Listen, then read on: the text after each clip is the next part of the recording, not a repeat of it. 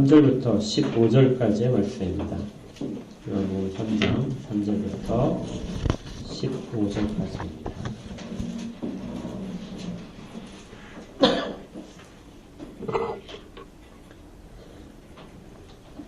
삼절을 제가 먼저 읽고 교대로 하나님 말씀을 받겠습니다. 3절입니다. 예수께서 대답하여 이르시되 진실로 진실로 내게 이르노니 사람이 거듭나지 아니하면 하나님의 나라를 볼 수 없느니라. 니고데모가 이르되 사람이 늙으면 어떻게 날 수 있사옵나이까? 두 번째 모태에 들어갔다가 날 수 있사옵나이까? 예수께서 대답하시되 진실로 진실로 내게 이르노니 사람이 물과 성령으로 나지 아니하면 하나님의 나라에 들어갈 수 없느니라. 육으로 난 것은 육이요 영으로 난 것은 영이니 내가 내게 거듭나야 하겠다 하는 말을 놀랍게 여기지 말라. 하나님이 이름으로 부르매 네가 그 소리를 들어도 어디서 와서 어디로 가는지 알지 못하나니 성령으로 난 사람도 다 그러하니라. 니고데모가 대답하여 이르되 어찌 그러한 일이 있을 수 있나이까? 예수께서 그에게 대답하여 이르시되 너는 이스라엘의 선생으로서 이러한 것들을 알지 못하느냐. 진실로 진실로 내게 이르노니 우리는 아는 것을 말하고 본 것을 증언하노라. 그러나 너희가 우리의 증언을 받지 아니하는도다. 내가 땅의 일을 말하여도 너희가 믿지 아니하거든. 하물며 하늘의 일을 말하면 어떻게 믿겠느냐. 하늘에서 내려온 자 곧 인자 위에는 하늘에 올라간 자가 없느니라. 모세가 광야에서 뱀을 든 것 같이 인자도 들려야 하니. 함께 읽겠습니다. 이는 그를 믿는 자마다 영생을 얻게 하려 하심이니라. 아멘. 우리가 요한복음에서 계속해서 살펴보고 있는 부분들이 지난주부터 하나님 나라에 대한 이야기들을 이제 하고 있습니다. 그리고 하나님 나라의 그 주제에 관련된 그 부분적인 것으로서 중생을 오늘 살펴볼 건데요. 거듭남에 대한 내용이 과연 무엇인가? 그리고 거듭난 자들은 어떻게 자기를 확인할 수 있는가 하는 문제를 살펴볼 것입니다. 우리 이미 지난주에 살펴봤는데요. 중생했다 하는 그 단어의 의미는 두 가지가 있다고 그랬죠. 하나는 다시 태어난다, 거듭난다 하는 의미입니다. 그래서 이전의 삶과 단절된 것들, 전혀 새로운 삶으로서의, 새로운 사람으로서의 살아가는 것이다. 이렇게 볼 수도 있고요. 두 번째는 우리 성경 각주에 있는 것처럼 위로부터 난다 하는 의미가 있다고 그랬습니다. 위로부터 난다는 것은 난다는 의미가 자녀됨을 뜻하기 때문에 하나님의 자녀됨과 연결되어 있다 이렇게 보는 것이죠. 그래서 중생했다는 것은 하나님의 자녀됨을 의미한다 이렇게 봅니다. 또 하나님 나라를 본다 그리고 하나님 나라를 들어간다 하는 단어들이 나오는데요. 하나님 나라를 본다는 것은 체험한다는 뜻입니다. 그러니까 이 말씀은 하나님 나라는 이 땅 가운데서 체험될 수 있다 이거죠. 그런데 누가 그것을 체험하느냐? 누가 실제로 하나님 나라를 경험할 수 있느냐 하는 것은 거듭난 사람들만 체험할 수 있다는 것이죠. 자연인들은 이 세상은 그것을 알 수가 없습니다. 그래서 중생한 사람, 거듭난 사람들에게만 보이는 세상이 이 하나님 나라가 이 땅 가운데 임하여 온 모습이죠. 그래 그것을 알 수 없는 지금 시대의 사람들을 자연인이다 이렇게 얘기하고 거듭나지 않은 사람들을 자연인이라고 합니다. 그리고 그 빛 가운데로 나오지 못하는 이때를 세상이라는 이름으로 부릅니다. 그 세상은 하나님 나라를 전혀 알 수가 없죠. 지금 니고데모가 밤에 예수님을 찾아온 이 장면은 굉장히 많은 것들을 상징하고 있다고 그 전에 말씀드렸잖아요. 이 세상은 여전히 밤입니다. 빛이 어둠에 비치되 어둠이 깨닫지 못하고 있는 상황 속에서 그 어둠으로 장식된 어둠으로 덮여있는 것이 이 세상의 모습이죠. 그리고 이 세상으로부터 니고데모는 주님께로 나와오고 있는 것입니다. 그런데 주님께서 이 니고데모가 가장 원하던 그 하나님 나라에 대한 답변들을 중생을 가지고 거듭남을 가지고 말씀을 하셨습니다. 하나님 나라를 누가 볼 수 있느냐? 사람이 거듭나지 아니하면 하나님 나라를 볼 수 없다. 그런데 그 앞에 주님이 그 부사를 붙이셨어요. 진실로, 진실로. 그러니까 이 말은 우리말로 번역해야 되면은 반드시 그렇게 해야 된다는 뜻입니다. 그리고 이건 전혀 달라지지 않는 유일한 진리의 영역이다 하는 것이죠. 그러니까 하나님 나라를 볼 수 있으려면, 이 땅 가운데 임한 하나님 나라를 볼 수 있으려면 어떻게 해야 된다고요? 반드시 거듭나야만 한다. 이 말을 듣자 니고데모가 이렇게 이야기했습니다. 사람이 늙었는데, 나이가 들었는데 어떻게 다시 날 수 있습니까? 이미 나와 있는 사람인데요. 그리고 두 번째 모태, 어머니 뱃속에 다시 들어갔다 나와야 됩니까? 하고 이런 좀 엉뚱한 그 질문이자 대답을 하게 됩니다. 전혀 이해가 안 된다는 것이죠. 여기에 대해서 주님께서 답변하는 것이 5절에서 다시 한번 물과 성령으로 나야 되는 것이다. 이렇게 말씀을 하십니다. 거듭남이라고 하는 것은 더 구체적으로 물과 성령으로 나는 것이다. 그러니까 조금씩 니고데모에게 거듭남에 대한 것들을 아주 자세하게 조금씩 한 걸음씩 들어갈 수 있도록 주님께서 이끌어가고 계시는 것을 볼 수 있어요. 그러면서 6절에서 육으로 난 것은 육이요 영으로 난 것은 영이다. 거기에 우리말 성경에 영으로 되어 있다. 영으로 난 것은, 이 단어는 원래 이전 번역에서는 성령으로 되어 있었습니다. 이 성령이 더 맞을 거예요. 모든 거의 대부분의 번역서들은 다 성령으로 번역을 합니다. 그래서 성령으로 보는 것이 더 좋고요. 결국 거듭남이라고 하는 것은 성령으로 나는 것이다.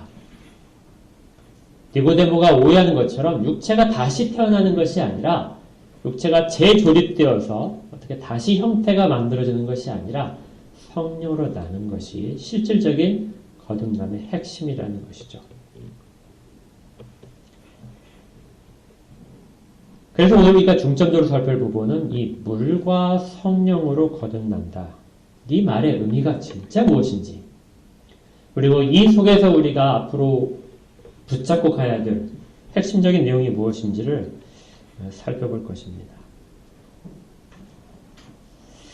이것도 역시 마찬가지로 5절에 보니까 진실로 진실로 내게 이르노니 사람이 물과 성령으로 나지 아니하면 하나님 나라에 들어갈 수 없다.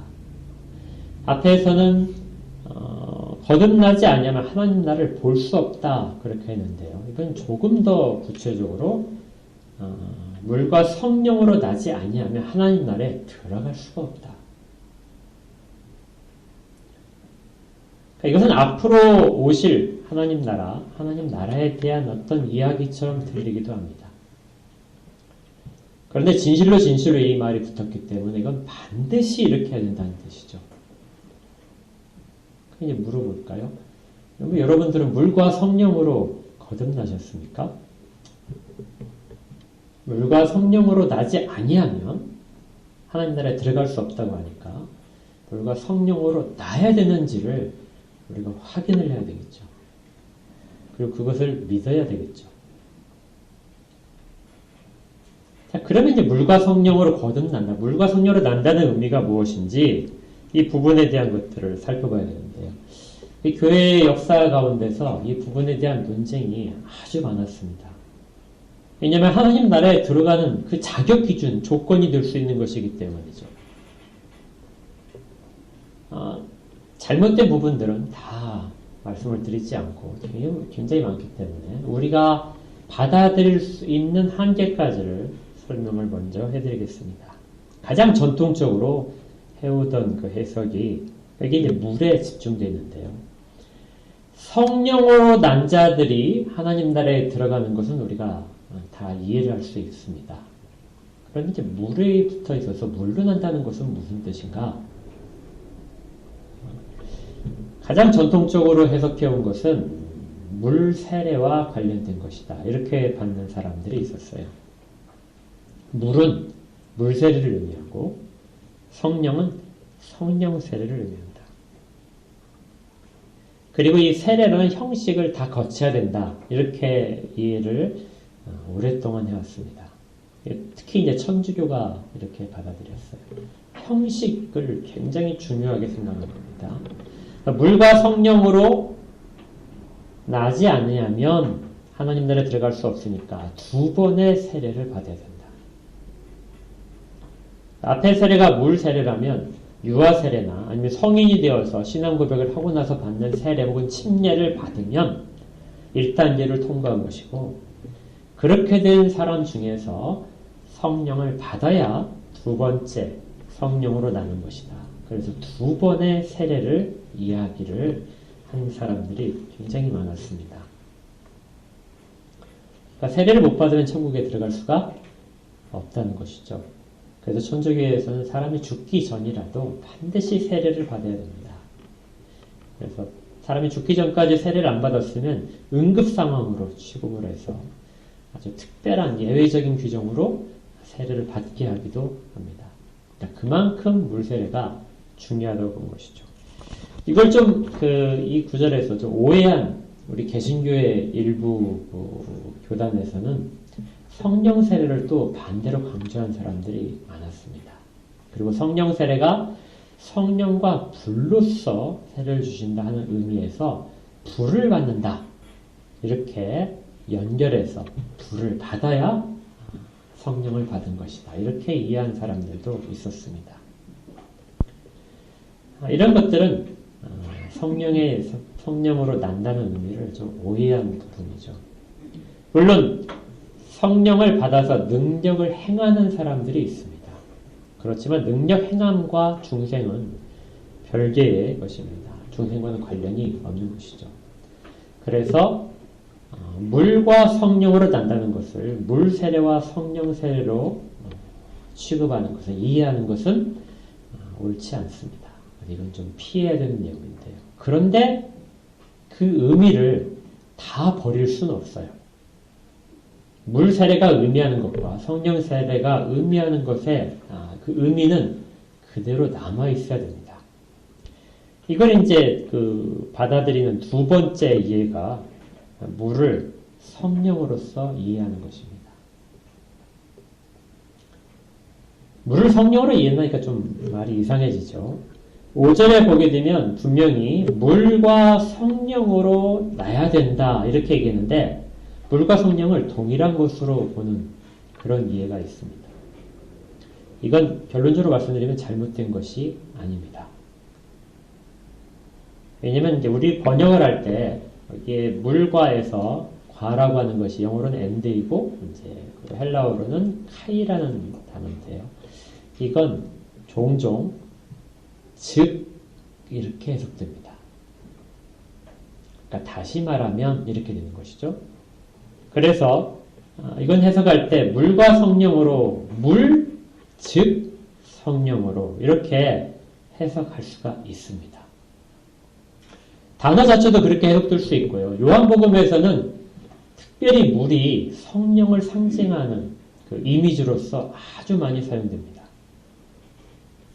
요한복음 7장에 보시면 7장 37절부터 제가 읽어드릴게요.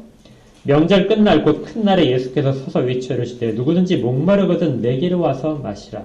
나를 믿는 자는 성경의 이름과 같이 그 배에서 생수의 강이 흘러나오리라 하시니 이는 그를 믿는 자들이 받을 성령을 가리켜 말씀하신 것이라. 목마른 자들에게 물이 공급될 것인데 내가 주는 물을 마시게 되면 그 안에서 생수가 넘쳐 흐르게 될 것이다. 그런데 그것이 바로 성령을 말씀하신 것이다. 그래서 물과 성령은 같이 그렇게 묶여 있게 됩니다. 그래서 요한복음의 그 자체적인 해석으로 따르면은 물과 성령은 같은 것이라고 보는 것이 옳겠죠. 그래서 오직 성령으로 난 사람들만, 그 사람들만이 하나님 나라에 들어갈 수 있다. 이렇게 이해를 해도 충분합니다. 그런데 여기까지 이제 이해를 하고 나서 밑에를 계속 읽다 보게 되면 이런 구절이 나오게 돼요. 10절에 보게 되면 이제 니고데모가 계속해서 예수님께서 설명하심에도 불구하고 잘 이해가 안 돼요. 어떻게 그런 일이 있을 수 있습니까? 이 성령으로 난다는 거에 대한 이야기를 전혀 이해할 수가 없는 것이죠.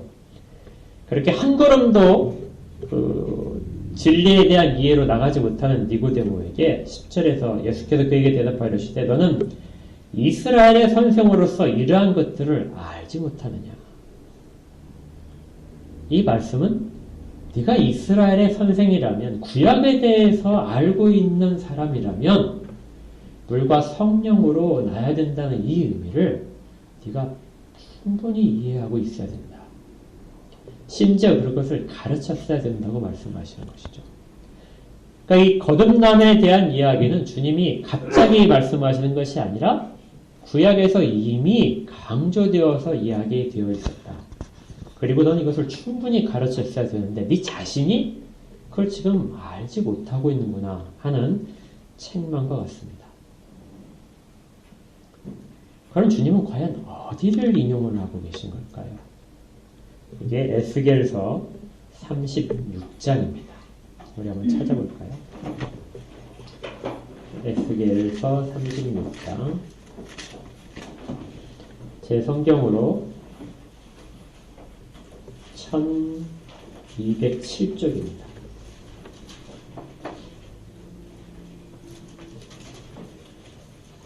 우리 전에 한번 이 본문은 보았던 적이 있는데요. 에스겔 36장 25절부터 27절까지입니다. 구약성 1207조. 같이 읽을까요? 시작. 맑은 물을 너희에게 뿌려서 너희로 정결하게 하되 곧 너희 모든 더러운 것에서와 모든 우상 숭배에서 너희를 정결하게 할 것이며 또 새 영을 너희 속에 두고 새 마음을 너희에게 주어 너희 육신에서 굳은 마음을 제거하고 부드러운 마음을 줄 것이며 또 내 영을 너희 속에 두어 너희로 내 율례를 행하게 하리니 너희가 내 규례를 지켜 행할지라. 이 말씀은 28절에 있는 것처럼 그들을 조상에게 준 땅에 너희들을 다시 내가 들여보내겠다 하는 이야기입니다. 구약의 유대인들의 입장에서는 하나님이 주신 땅이 하나님 나라의 상징이죠. 그래서 구약의 백성들은 하나님 나라에 들어가려면 두 가지의 조건이 필요하다는 것을 알고 있었습니다. 하나는 맑은 물을 뿌려서 너희들의 온갖 부정한 것들을 다 제거하는 정결하게 만드는 일들을 해야 된다. 지금까지 하나님께 나가지 못하도록 방해하는 모든 것들을 버리고 우상을 섬겼던 그 더러움에서 너희들이 모두가 다 정결해야 될 것이다. 두 번째는 새 영을 너희 마음에 두어서 너희가 하나님의 규례를 받고 그대로 하나님 말씀을 부드러운 마음으로 받으며 규례를 지켜서 행하게 되어야 되는 것. 이것이 새롭게 되는 땅, 다시 회복하는 땅에 들어가는 이스라엘 백성의 조건인 것이죠. 주님은 아마 이 부분을 인용을 하셨던 것 같습니다. 에스겔서 37장은 그 뒤에 이어진 37장은 우리가 잘 아는 마른 뼈가 살아나는 환상에 대한 겁니다. 그러니까 이것은 다시 살아나는 부활을 의미하는데요. 부활의 실질적인 의미, 그것은 36장에 25절부터 27절까지 나온 그 상태가 실질적으로 부활의 내용인 것이죠. 육체가 다시 조립되는 것이 부활이 아니라 그 땅에 들여보내는 것이 부활이고 그 부활은 두 가지의 일들을 겪어야 된다. 하나는 물과 관련되어 있고 하나는 성령과 관련되어 있다는 것이죠. 그렇다면 여기에서 이제 맑은 물이 무엇을 뜻하는가 하는 부분을 좀 더 세밀하게 살펴보겠습니다. 맑은 물을 뿌려서 너희를 정결케 한다. 1차적으로 생각하게 되면 물이 깨끗한 물, 제일 깨끗한 물이 뭐죠? 증류수죠. 100% 완전히 순수한 물, 그것을 뿌리면 정결하게 되나요? 여기 맑은 물은 그렇게 이해할 수 있어요. 그런데 이 100% 순수한 물을 뜻하는 것이 아니라 이 맑다는 이 단어 속에는 부정함이 전혀 없는 그런 뜻이 있습니다. 그러니까 종교의식적으로 선언된 물. 조금 더 구약에서의 그 본문의 의미를 살린다면 맑은 물은 정결하게 하는 물입니다. 깨끗한 물이 아니라 어떤 물이요? 그 물의 기능이 정결하게 하는 물을 맑은 물이라고 하는 거예요. 이 맑은 물은 온갖 부정을 다 제거하는 물입니다. 구약에 보게 되면 부정한 것과 정결한 것들을 구별하는 것이 많이 나오잖아요. 부정한 것은 하나님께 드릴 수 없습니다. 정결한 것만 하나님께 드릴 수 있고 정결한 상태에서만 하나님께 나갈 수가 있어요. 죄와 관련 없이 부정한 것도 하나님께 나가지 못하도록 가로막는 장애물입니다.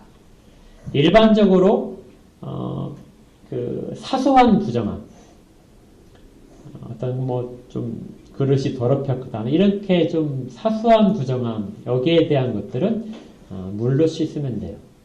예수님께서 첫 번째 표적에서 정결 예식을 위해서 물 항아리에 들어있는 물들, 그것들을 포도주로 바꾸셨죠. 그 정결 예식에 사용하는 물입니다. 그래서 손을 씻고 음식을 먹고 하는 것들, 이것이 맑은 물에 해당될 수 있어요. 그러니까 더러움을 씻어내는 물입니다. 그런데 부정함 중에서 즉시 씻어내지 못하는 것들이 있어요. 좀 더 심각한 부정함이 있습니다. 그것은 하루 동안 계속해서 부정하게 돼요. 손을 씻는다고 해서 그 자리에 씻는다고 해서 정결하게 되는 것이 아니라 하루 동안의 시간을 둡니다. 그리고 저녁이 되어서 손을 씻고 맑은 물로 씻고 그 다음에 이제 정결하게 되는 것이. 가장 심각한 것이 있습니다. 그것이 뭐냐면 죽은 시체를 만지는 거죠. 그리고 죽은 시체가 닿았던 물건들을 만지는 겁니다. 그러니까 사람의 죽음이라는 것이 얼마나 부정한 것인가 하는 것을 율법이 잘 나타내주고 있는 거예요. 죽음을, 가족들의 죽음을, 그 시체를 만지는 것 자체가 죄는 아닌데요. 그런데 죽음은 늘 항상 하나님의 저주를 생각하게 만듭니다. 그래서 죽음을 보면서 사람들은 하나님이 얼마나 사람들 가운데 그 죄책 가운데 있는 사망을 주셨는지, 그리고 자기를 돌아보는 모습을 늘 생각을 해야 되는 거예요.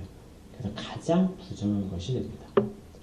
여기에 접촉을 하게 되면 7일 동안이나 부정하게 돼요. 피를 만진 사람과 비슷합니다. 그래서 7일 동안 부정하게 되고 7일째 되는 날에 정결하게 하는 물로 씻어야 됩니다. 물을 뿌리는 거죠. 이때 정결하게 하는 물은 일반 물이 아닙니다. 특별하게 제사장들이 하나님이 정하신 규례에 따라서 만든 물이에요. 붉은 색깔의 송아지를 잡아서 그걸 태우는데, 완전히 태우거든요. 태우는데 거기에 백향목과 다른 여러 가지 향료를 집어넣습니다. 그렇게 집어넣어서 우슬초와 홍색실을 같이 태우는데, 그렇게 하면 이제 완전히 재가 되겠죠? 그 재를 진영 밖으로 가지고 나갑니다. 그리고 거기에 이제 물을 부어요. 그러면은 잿물이죠. 잿물을 받습니다. 그렇게 받은 물만 정결하게 한 물이에요. 그렇게 만든 물을 아까 에스겔 36장 25절인 것처럼 그 물을 뿌리는 겁니다. 그러면 그 물을 뿌림을 받은 모든 자들은 정결하게 되는 거예요. 아주 단순한 구조로 정결하게 만들어주시는 것이죠. 이 이미지를 여러분들이 생각을 하시면은 바로 어떤 이미지가 떠오르냐면 주께서 모든 자들을 정결하게 하시는 것이 떠오릅니다. 주님은 자기의 피를 뿌려서 모든 자들을 덮으시죠. 모든 부정한 자들, 죄를 씻으실 뿐만이 아니라 모든 부정함도 같이 제거해 주십니다. 그래서 우리는 지금 그 맑은 물을 뿌려서 정결하게 되지는 않죠. 그렇지만 기억할 것은 정결하게 되는 것은 반드시 있어야 된다는 것입니다. 그렇게 되지 않으면 하나님 나라에 들어갈 수 없는 거죠.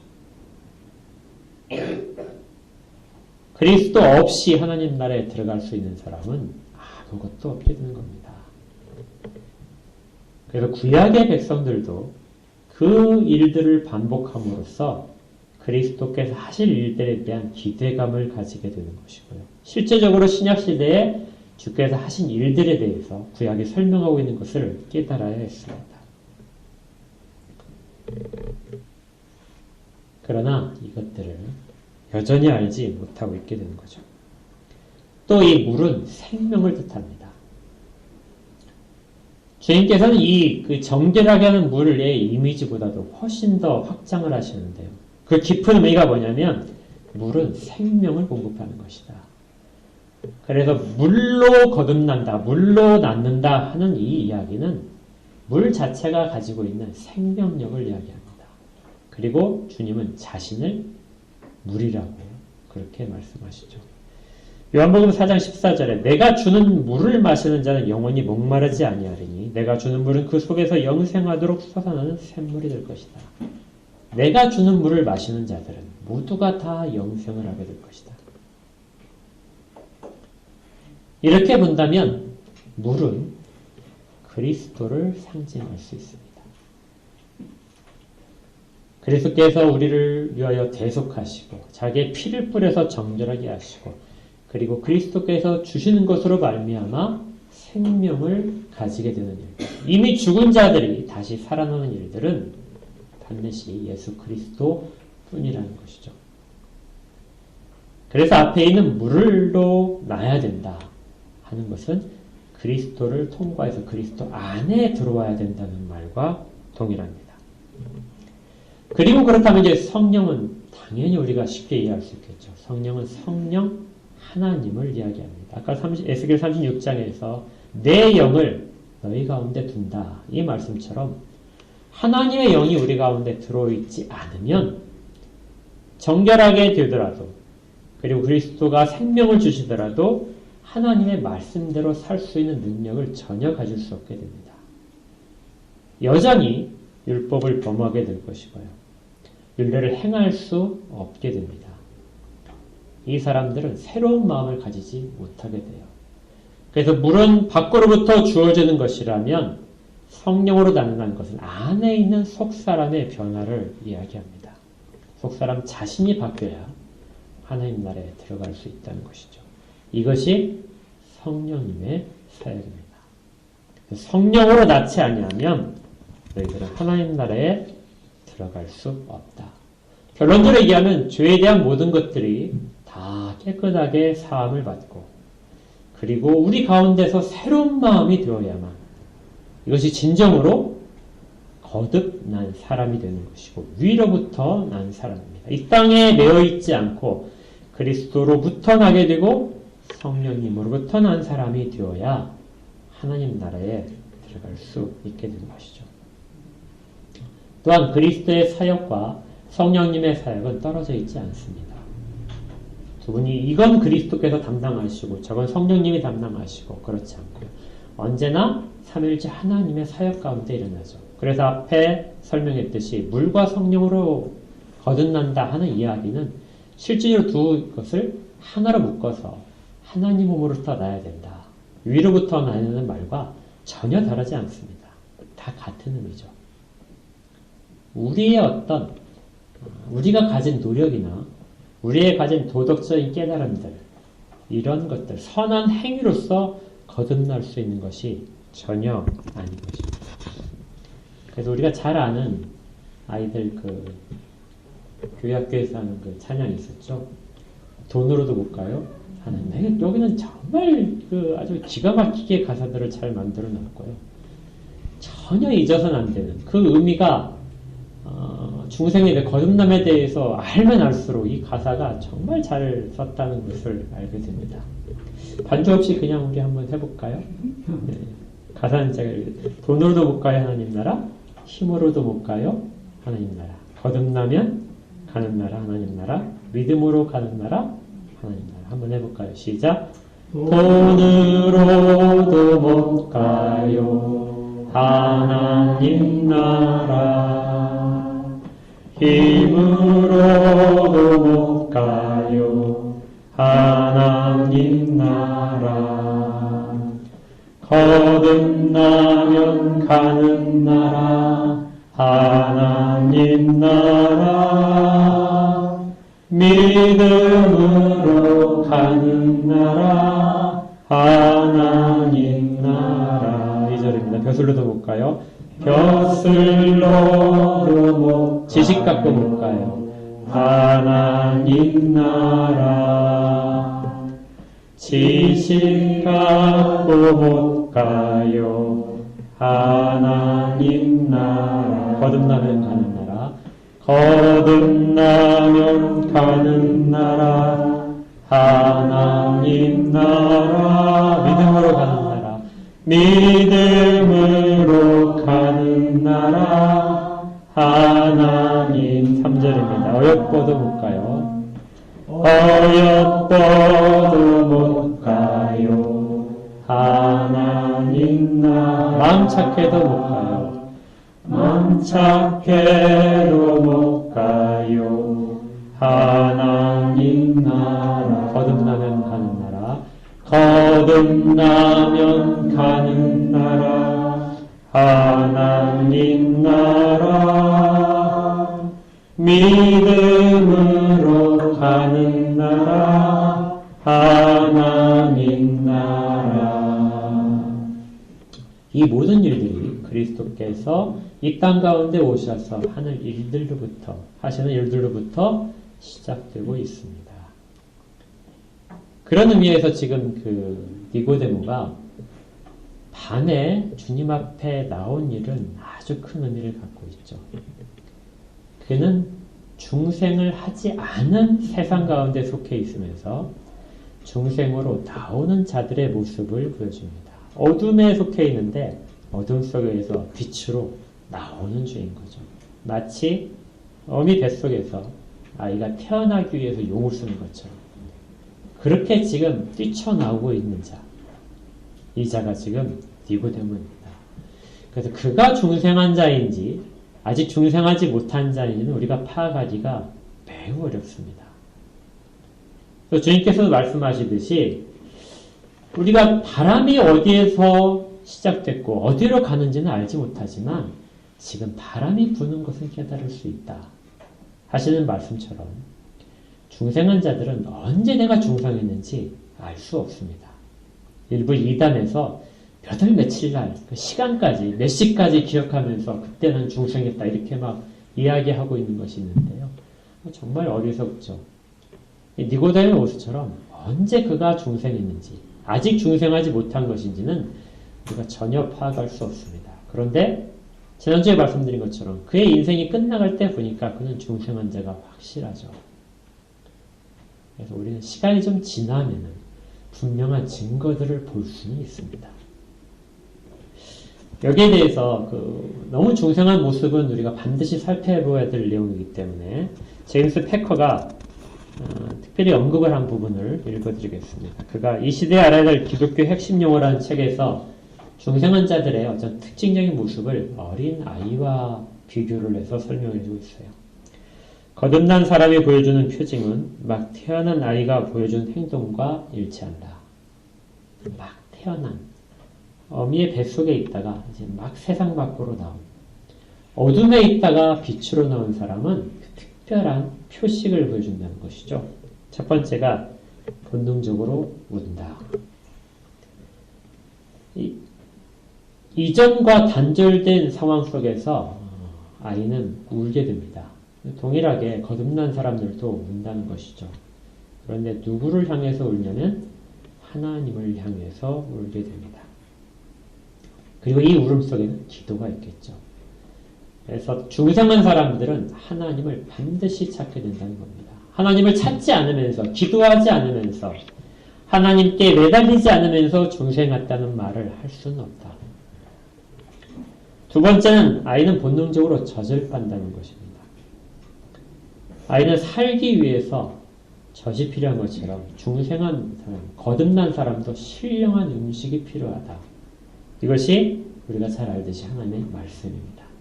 하나님의 말씀의 공급 없이 이 세상에서 생명력을 공급할 수 있는 사람은 없다. 주님께로부터 물이 흘러나오고 그것이 생수의 강이 되려면 우리 가운데 솟는 것이 되려면 말씀을 늘 묵상을 해야 된다는 것입니다. 말씀을 묵상하면서 계속해서 우리 삶 가운데 적용하는 일이 없다면 그는 중생한 사람이 아닌 것이다. 셋째는 태어난 자는, 생명 있는 자는 무엇인가를 계속해서 찾아다닙니다. 무엇인가를 만지고 경험하려고 하죠. 이것이 성장입니다. 아이가 성장하듯이 중생한 사람들도, 거듭난 사람들도 성장하려고 합니다. 그리고 성장은 하나님의 뜻에 맞추어서 행동으로 이어지려고 하는 것을 말하죠. 하나님 이렇게 말씀하셨는데 그것을 지키지 않으려고 한다면은 그 사람은 거듭났다고 말할 수가 없다는 것이죠. 이 행동 가운데는 예배가 있고요.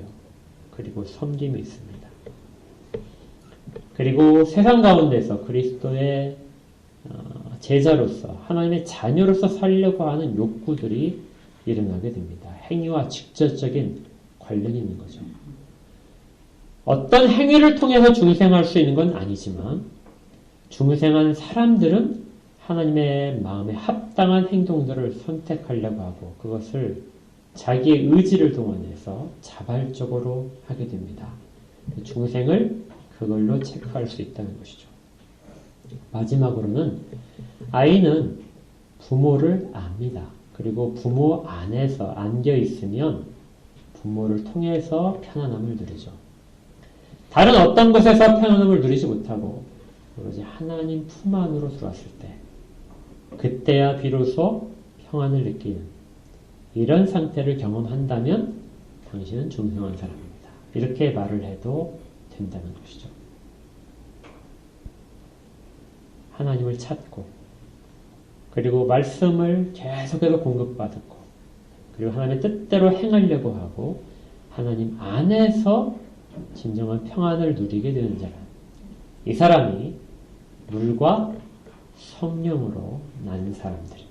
그리고 그들은 이미 이 땅 가운데서 하나님 나라를 보고 있고 하나님 나라를 영적으로 이미 들어간 사람들입니다. 중생한 사람들은 이전에 있던 삶을 살지 못하죠.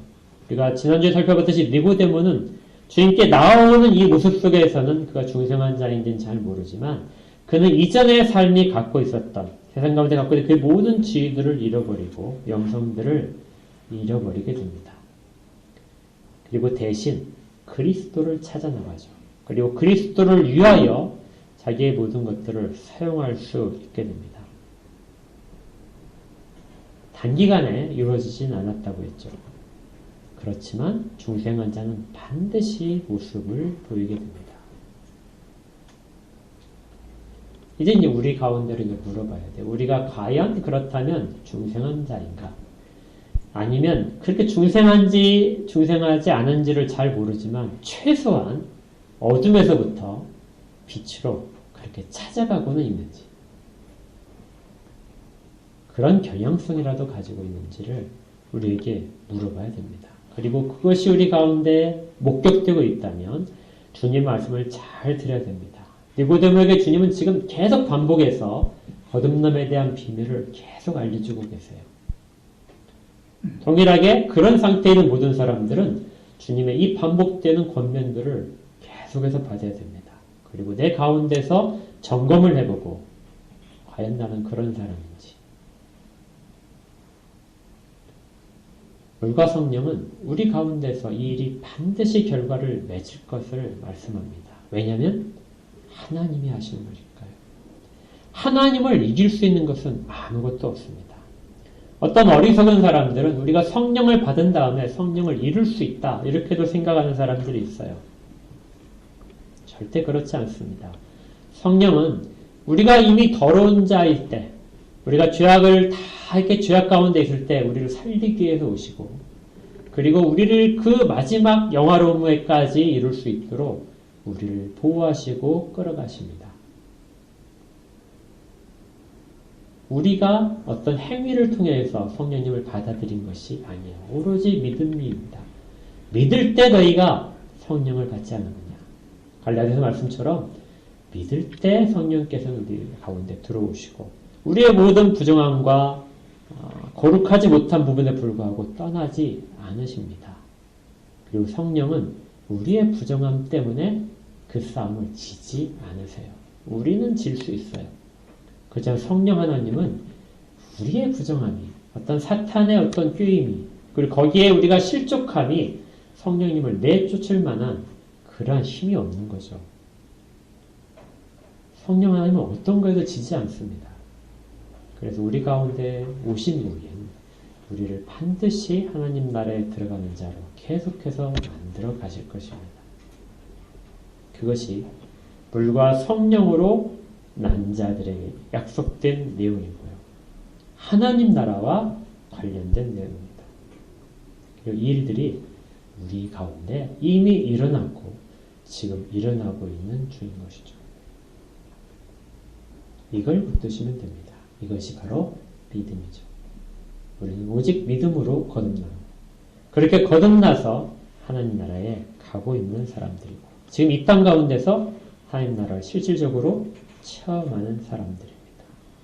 이 복 가운데 항상 계시기를 주의 이름으로 축복합니다. 기도하겠습니다. 하나님의 일들을 아무리 입술을 열어서 고백한다 할지라도 저희들이 어찌 다 알 수 있겠습니까? 그러나 주께서는 진실로 내가 하늘의 일들을 보고 하늘의 일들을 증언한다고 말씀하십니다. 저희가 이 일들을 붙잡고 믿습니다.